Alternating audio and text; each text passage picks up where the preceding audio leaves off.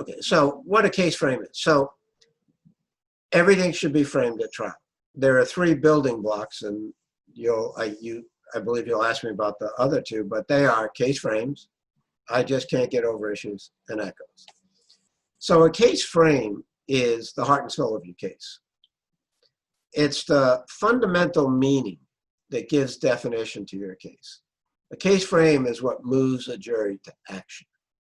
It summarizes the essence, the reality of what happened in the case.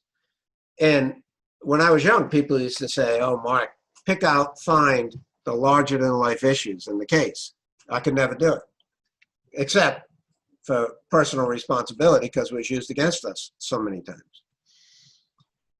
But they're everywhere, Michael. They're everywhere, these case frames. So a case frame, and I define it in both of my books, but a case frame has two qualities that have to exist. So obviously, to be a specific case frame, it's got to relate to the case. It's got to relate to the facts of the case. And that's what everybody always would use. But it's the second quality that really is defining. And that is, it's got to be a principle, a conduct, a reality, an understanding that has universal application in our society, or just about. And like I say, as hard as it is to believe, they're everywhere. And it's not easy to find them at first, but now it's a facility I have because I've been doing this for, so much time over the last 10, 15 years. So examples, the way I first got it was, I thought of the O.J. Simpson criminal trial. I was thinking about it one day, I don't know, 10, 15 years ago. And I thought to myself, well, everybody, if you ask people what the overall case frame of that case is, they tell you Johnny Cochran, God rest his soul, his brilliant one-liner, if it doesn't fit, you must acquit.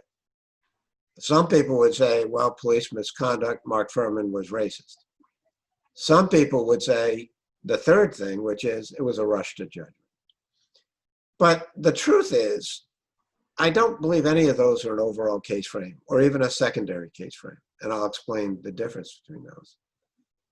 Because, how many people have ever put on a glove that used to fit, but because it got drenched in blood and then dried, it shrunk, and so it didn't fit anymore? Well, it happened to O.J. Simpson. That's it. I mean, I don't know anybody else who's had that experience. So it doesn't have universal application. Police misconduct. Well, unfortunately, in certain communities, like the African-American community, there's an overwhelming amount of interaction with the police. I wish it wasn't true. But amongst the average juror, amongst lawyers preparing cases, they don't have that experience. So it's not universally applicable police misconduct. But so they are what I call, I just can't get over issues. Good for the defense in the criminal case. If it doesn't fit, you must acquit. You could have heard a pin drop in that courtroom when he was trying on the glove and struggling with it. And, Chris Darden, for whatever reason, fell into that trap. But so they're very powerful one-liners. I just can't get over issues. Good for the defense, bad for the prosecution. But they aren't overall case frames. They're not even secondary case frames. So what was the case frame, the overall case frame of that criminal prosecution? What happened in that case at its essence that defined that case that has universal application? Well, what I came up with, which I believe is true, it was wrongful accusation. There was a wrongful accusation in that case.